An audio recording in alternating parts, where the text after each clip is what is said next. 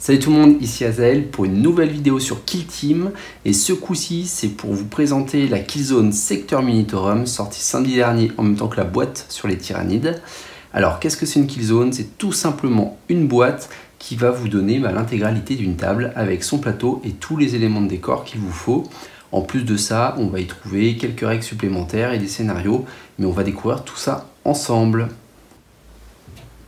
Allez, c'est parti, on va commencer tout de suite et on va regarder tout simplement ce qui compose cette boîte-là en tournant la boîte. Alors, on a tout simplement le tapis qui est recto verso, donc je vous en parlerai un peu plus en détail tout à l'heure. On trouve pas mal de décors, puisque là, il y a vraiment tous les décors qui sont sur cette image-ci, à savoir 6 conteneurs, il y a 3 véhicules dont une grue, sachant que les véhicules vont avoir des règles spéciales, ce qui est plutôt chouette. Plusieurs bidons, je crois qu'ils sont au nombre de 8, et puis plusieurs caisses qui sont au nombre de 6. Donc c'est une table qui d'ailleurs se complète très bien avec la boîte tyrannide, dans laquelle il y a aussi finalement des conteneurs et des barils, donc ça complétera très bien. Alors avant d'ouvrir la boîte, on va faire un tout petit point sur le coût de revient justement de la Killzone. Vous allez peut-être entendre une petite différence de son, tout simplement parce que j'ai décidé de réenregistrer cette partie-là après, parce que je pense que c'est important de faire ce point-là. Alors, il faut savoir qu'en fait, dans la boîte de la Killzone, on y trouve tout simplement 3 boîtes qui existent à l'unité dans le commerce, à savoir 2 boîtes de conteneurs et une boîte de cerveau-hauleur et de grue. La boîte de conteneurs à l'unité va vous coûter 40 €. Il y en a 2, ça monte déjà donc le coût de revient à 80 €. Quand on sait que le Sector Minitorum coûte lui 65 €, c'est déjà rentable si vous souhaitez acheter des conteneurs. À ça, on ajoute quand même la boîte de cerveau-hauleur et de grue qui coûte 30 €, ça nous fait déjà monter le coût de revient de la boîte à 110 €, plus le plateau de jeu, plus les cartes, les tactiques, plus le fluff qu'on va avoir en plus, on est quasiment à moitié moins cher. Donc vraiment voilà, si jamais même Kill Team ne vous intéresse pas mais que vous avez envie finalement de vous faire une petite table avec des conteneurs, réfléchissez-y à 2 fois, tout simplement parce que même si ce ne sont que les conteneurs qui vous intéressent, je pense très sincèrement que vous n'aurez aucun problème pour revendre la grue ou les cartes qui s'y trouvent pour les joueurs qui jouent à Kill Team. Voilà, le petit point est terminé et on reprend la vidéo et je vous laisse découvrir son contenu. Allez, on va l'ouvrir tout de suite. Donc ça se présente comme ça. Hop, on enlève ça. Et c'est parti. Alors, qu'est-ce qu'on trouve à l'intérieur? Tous les décors que je vais sortir. Mais je vais commencer par le plateau pour vous en parler un peu plus en détail. Hop.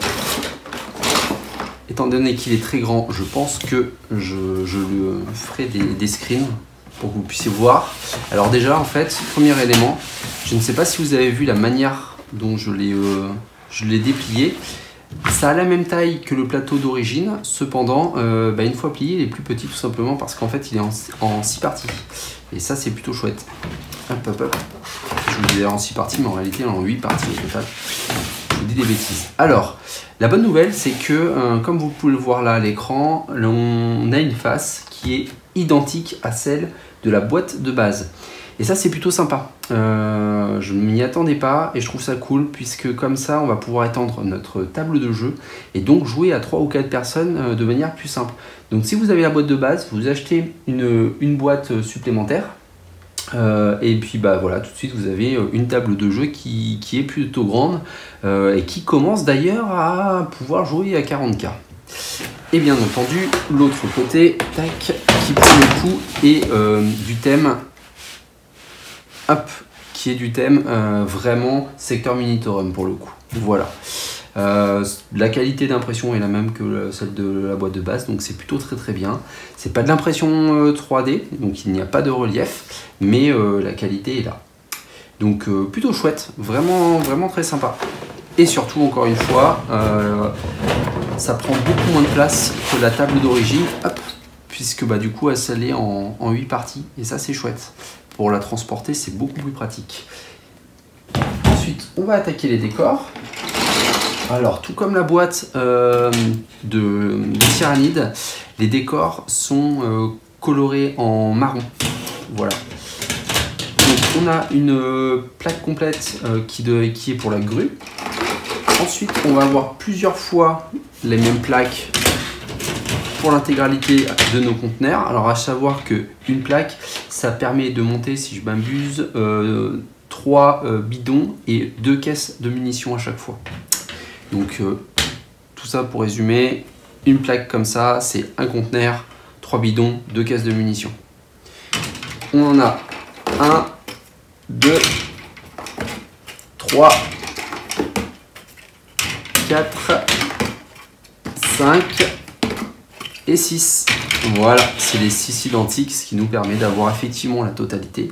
Vous avez une table complète qui a plusieurs éléments de décor différents et qui, en plus, au niveau des conteneurs, vous permet de faire quand même pas mal de choses. Et je vous parlerai un petit peu de mon projet à la fin de cette vidéo. Donc, voilà pour tous les éléments. Je les mets de côté puisque ce n'est pas tout. Il y a des petites surprises. Dans la boîte, on a un sachet dans lequel on va découvrir plusieurs choses.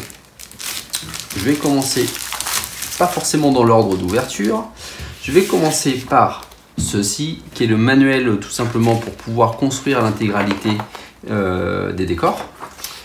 Donc voilà, avec ce que ça donne en plein milieu. Donc ça vous avez l'habitude, hein, pas de grosses surprises pour ça. Et ensuite, là, on commence à rentrer dans les choses un peu plus cool. On a un petit livret qui est l'équivalent des livrets que l'on a dans les différents, j'allais dire clans, dans les différentes kill teams. Et en fait, c'est effectivement du fluff, c'est du background quoi. Et en fait, il y a réellement du background sur cette table de jeu. Et ça, je trouve ça plutôt très cool. Je ne vais pas juger de la qualité tout simplement parce que je ne l'ai pas encore lu, mais je trouve ça très sympa. Et comme pour les livres des différentes kill teams, on a aussi des images qui sont les images donc de la table, ce qui nous permet de voir aussi, de vous donner peut-être des idées pour peindre les différents conteneurs et autres éléments de décor. Bien entendu, ils ont mis en scène à l'intérieur les Genestealers, les Sions qui sont sortis en boîte avec ce type d'éléments de décor. Mais on peut voir que la scène centrale, ce sont les deux autres kill teams qui sont sortis en première, à savoir les Space Wolves et les Orcs. Donc c'est plutôt sympa. Voilà, c'est plutôt sympa de voir un petit peu tout l'étendue. Et puis on finit sur une page où on revoit les éléments de décor un petit peu annexes et tout ce qu'on peut y trouver. Voilà. Hop. Ensuite, donc ça c'était quand même, je préfère préciser, c'était quand même je ne savais pas qu'il y avait ça et c'était plutôt une bonne surprise. Voilà. Ensuite, on a une première datasheet. Donc là, vous ne verrez pas très bien. J'essaierai de vous prendre une photo pour que vous puissiez le voir mieux. Tout simplement, donc à l'arrière, on a l'image de la kill zone. Et en fait, ici, ce sont tout simplement les règles qui peuvent s'appliquer sur la kill zone. Le tableau d'environnement, qui existe aussi d'ailleurs dans le livre de règles de base pour le plateau de la boîte.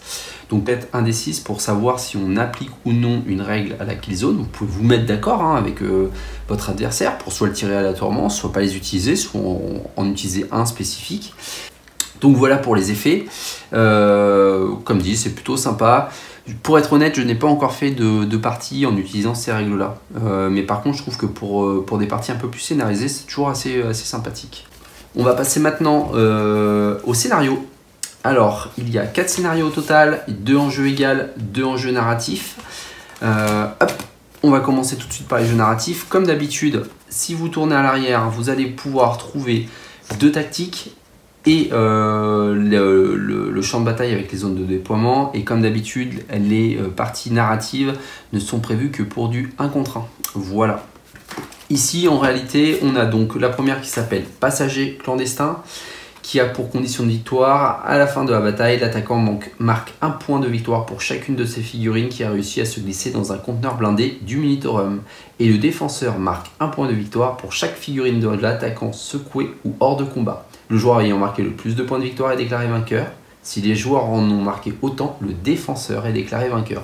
Ça c'est plutôt sympa, typiquement, c'est une petite mission plutôt cool. Voilà, est-ce que c'est balance j'y crois pas trop, mais c'est toujours sympa. Moi j'aime bien, voilà. La seconde Ça s'appelle mesure extrême et la condition de victoire est beaucoup plus simple. À la fin de la bataille, s'il y a plus d'objectifs marqués, donc voire amorcer des charges au dos de cette carte, on verra juste après, que d'objectifs non marqués, l'attaquant est déclaré vainqueur. Sinon, le défenseur l'emporte. Et tout simplement, en fait, vous avez deux tactiques, une pour amorcer les charges et une seconde pour désamorcer les charges. Donc voilà, ça coûte un point de commandement, il faut tout simplement être à portée, enfin sur le pion d'ailleurs, il faut le contrôler, donc en réalité c'est dans la zone des 3 pouces du pion à partir du centre du pion. On dépense un point de commandement et en fonction si on est attaquant ou défenseur, on peut soit amorcer la charge, soit désamorcer s'il y a déjà une charge amorcée. Pour les joueurs de Counter-Strike, ça va rappeler de bons souvenirs. Voilà pour les missions en jeu narratif, on va passer aux missions en jeu égales. Donc pareil, on en a deux. En mission en jeu égale, au dos, on retrouvera toujours le terrain avec les zones de déploiement. Par contre, comparé au jeu narratif, on a toujours le terrain pour 2 joueurs, mais aussi pour 3 et 4 joueurs. Voilà. Ici, on a pillage de fournitures. Je ne vais pas vous les décrire parce qu'il y a beaucoup de règles en jeu égal, mais c'est assez sympa, tout simplement, comme son nom l'indique, il va falloir aller piller des fournitures pour pouvoir gagner et remporter la partie.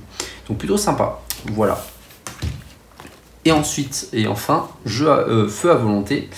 Donc tout pareil, on va y trouver plusieurs munitions, on va devoir et pouvoir les faire exploser.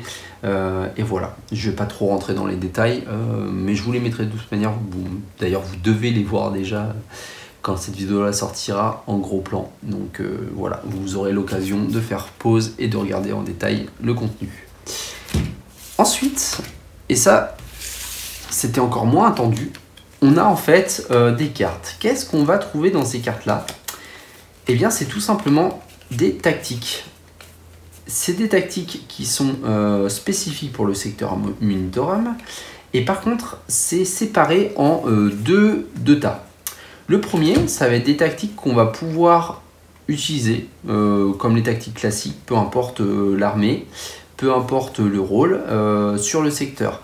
Il y a plusieurs choses, c'est forcément en lien avec les éléments de décor. Par exemple, en fait, lorsqu'on est proche d'un cerveau-bras, qui est l'espèce de grosse grue, donc à chaque fois, il n'y a qu'à tourner pour voir l'élément de décor. Voilà, d'ailleurs, c'est les petites grues, excusez-moi.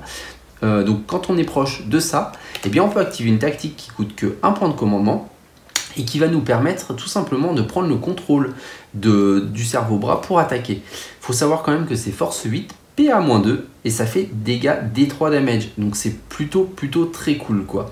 Donc voilà, très sympa. On va avoir ce type là aussi pour ce qu'ils appellent l'arme réquisitionnée, qui sont en réalité comme vous pouvez le voir sur l'image, qui sont les conteneurs avec des bolters dessus. Et bien là tout simplement ça va permettre d'utiliser les bolters.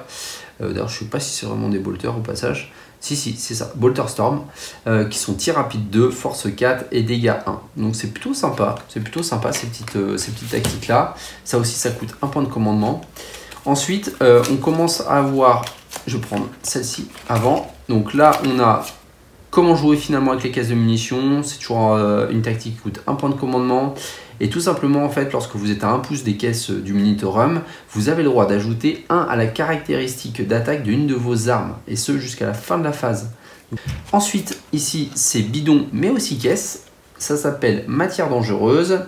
Donc, c'est tout bête, c'est quand en fait vous ciblez une figurine et vous lui tirez dessus. Si la cible est à 1 pouce au moins d'une caisse du Munitorum ou d'un baril du Munitorum, tout jet de blessure de 6 puces inflige une blessure mortelle en plus de tout autre dégât. Donc attention, hein, c'est en plus de tout autre dégât. Donc si jamais vous avez une arme qui fait 1 dégât, vous avez une blessure mortelle en plus. Potentiellement, donc ça veut dire que vous faites 2 dégâts. Et donc sur le jet de trauma, votre adversaire devra lancer 2 dés. Voilà, on va passer aux 2 dernières cartes qui sont spécifiques pour ces machines-ci.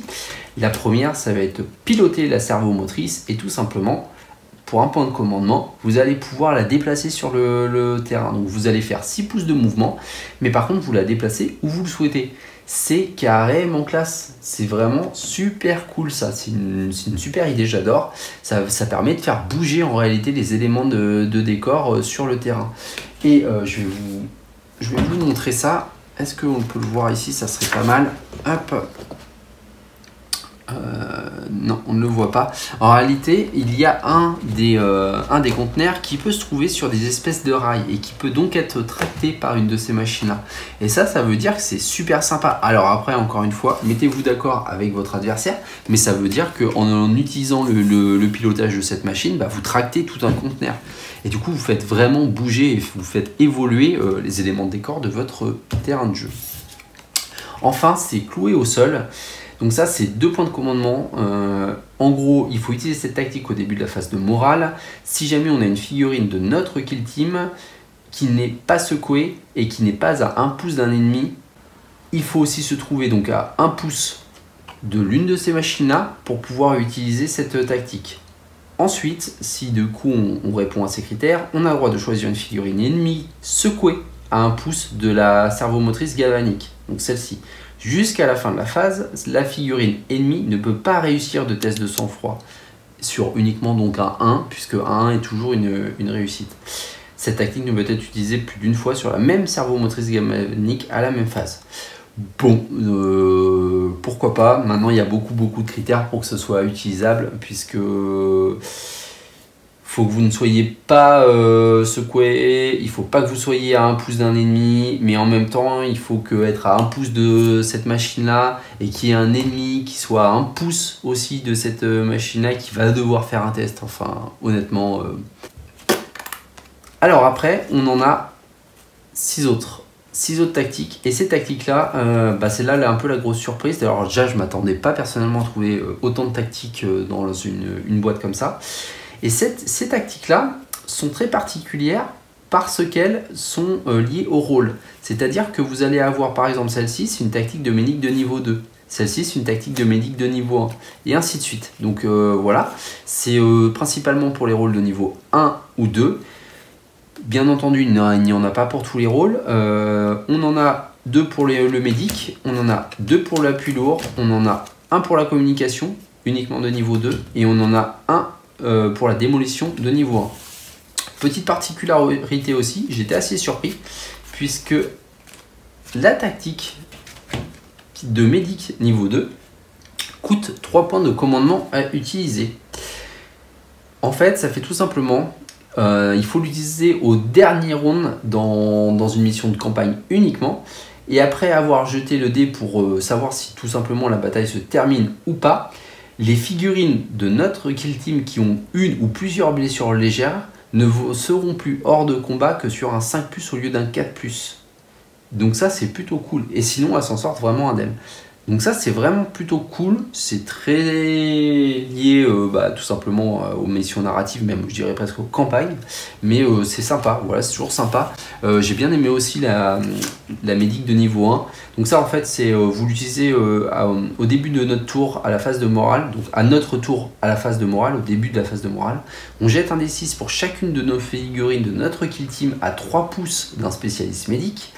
Et là, tout simplement, sur un 5+, si la figurine a une ou plusieurs blessures légères, eh bien on en enlève une. Et ça ne coûte que 1 point de commandement.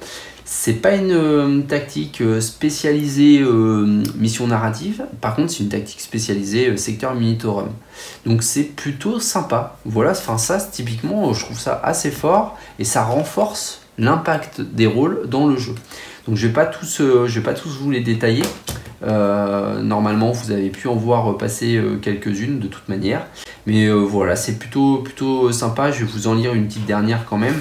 C'est la tactique d'appui lourd, donc de niveau 1. Ça coûte 2 points de commandement. C'est à utiliser à la phase de tir quand un spécialiste en appui lourd de notre kill team tire. S'il est à 1 pouce d'un élément de terrain, peu importe lequel, on relance les jets de touche jusqu'à la fin de la phase. Donc ça, c'est plutôt cool, puisqu'en fait, tout simplement, on peut aller le mettre à couvert. Et puis pour 2 points de commandement, il va relancer tous ces jets de touche. Donc ce qui est plutôt sympathique. Et toutes les tactiques sont comme ça. Donc c'est sympa, ça rajoute de la profondeur au jeu, ça rajoute de la diversité sur les choses que vous pouvez faire. Maintenant, Mettez-vous d'accord quand même avec votre adversaire, puisque si lui n'a tout simplement pas eu l'occasion de regarder les tactiques, c'est dommage parce que vous allez prendre l'ascendant dès le départ. Voilà, donc mettez-vous d'accord, partagez les tactiques qui peuvent exister sur le terrain avec lui, mais par contre je trouve que c'est un vrai bon moyen pour tout simplement faire des parties qui ne se ressemblent pas tout le temps. Voilà, on a fait à peu près le tour de la boîte. Maintenant je vais vous donner mon avis. Donc pour le coup, autant j'étais mitigé et partagé un petit peu sur, non pas on peut le dire, le contenu des boîtes Kill Team, notamment celle des Tyrannines, mais c'est à peu près le cas pour toutes les autres, parce que dedans on avait des cartes, des tactiques qui étaient uniques à ces boîtes-là, et je trouvais ça un petit peu limite, voilà, je vais être honnête. Et le reste du contenu de la boîte, on ne faisait pas une grosse affaire si on n'avait qu'une seule partie de la boîte qui nous intéressait. Pour cette boîte-ci, par contre, ça vaut vraiment le coup. Pour 60-65 €, je revérifierai, on a vraiment tout pour faire un plateau de jeu. En plus, on a la boîte un petit peu pour les transporter. Je ne suis pas sûr que tout rentre dedans, mais en une boîte, il y a moyen vraiment de transporter l'intégralité de votre table de jeu. Derrière, ils nous ont rajouté des tactiques, ce qui permet un petit peu d'enrichir le jeu pour ce plateau-là. On a des scénarios et on a même une petite killzone, les règles de la killzone pour ajouter les règles spécifiques à cette map-là. En plus de ça, le plateau de jeu est double face, comme le premier, vous me direz, mais lui va vous permettre vraiment d'étendre celui de la boîte de base, ce qui est plutôt très bienvenu si vous avez l'occasion de jouer à 3 ou 4 personnes, ou même si tout simplement vous voulez jouer à 40K. Alors attention quand même, les dimensions sont légèrement plus petites, mais pour des parties à 1000 points, je pense que c'est vraiment pas mal. Hein. Vraiment pas mal. En plus de ça, je le remontre un petit peu. Alors ça, c'est la surprise, mais pour moi, c'est un peu la surprise de toutes ces boîtes-là. C'est-à-dire que, je sais pas pourquoi, mais à Kill Team, je m'attendais pas à voir vraiment de fluff ou même de petits backgrounds comme ça. Ça a été une bonne surprise de les retrouver dans les boîtes de Kill Team des unités. Mais alors là, de le retrouver dans les boîtes de Killzone, je trouve ça vraiment cool. Donc voilà, j'étais vraiment agréablement surpris. Je suis très content de mon achat. Je trouve que le coût par rapport à ce qu'on trouve dans la boîte est vraiment chouette, vraiment top. Et puis, je dirais bien que les conteneurs, c'est la vie. Et d'ailleurs, petit clin d'œil à Tim s'il voit cette vidéo, puisque je pense qu'on est sur la même longueur d'onde là-dessus. Et ça me permet d'enchaîner rapidement sur ce que je compte faire avec cette table-là. Et je crois que d'ailleurs Tim en avait parlé, donc Tim de Planet Wargame. Mais j'ai dû faire les mêmes recherches que lui sur internet, puisque j'avais vu en fait des gars qui faisaient des espèces de bidonvilles semi-industriels avec des conteneurs, et les conteneurs étaient des habitations, etc. Et ça m'a donné pas mal d'idées, j'ai trouvé ça vraiment top.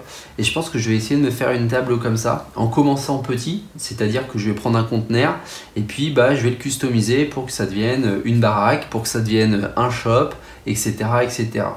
Donc voilà, je trouve ça plutôt sympa, c'est assez simple finalement à customiser. Ça va tout de suite donner un peu de cachet à la table.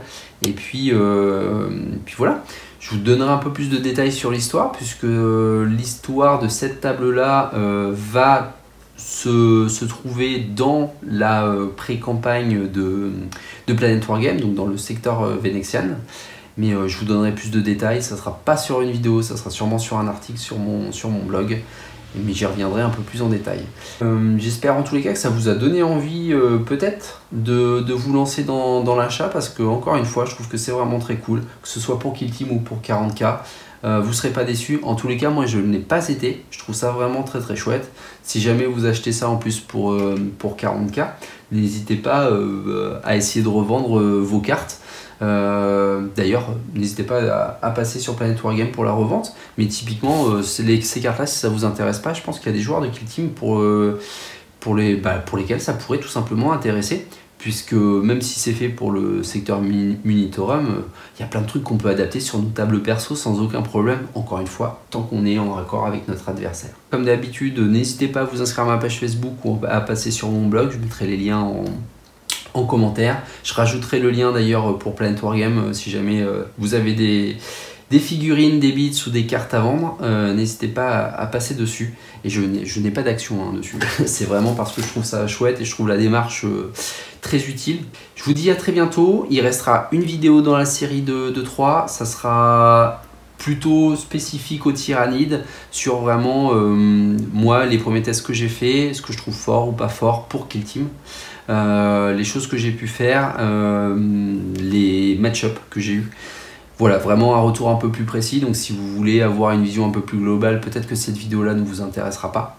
Mais si vous voulez avoir mon analyse, encore une fois, je ne suis pas un pro gamer, mais en tout cas vous aurez mon analyse de Kill Team avec l'angle d'attaque tyrannide. Donc je vous dis à très bientôt, ciao ciao, allez, à bientôt.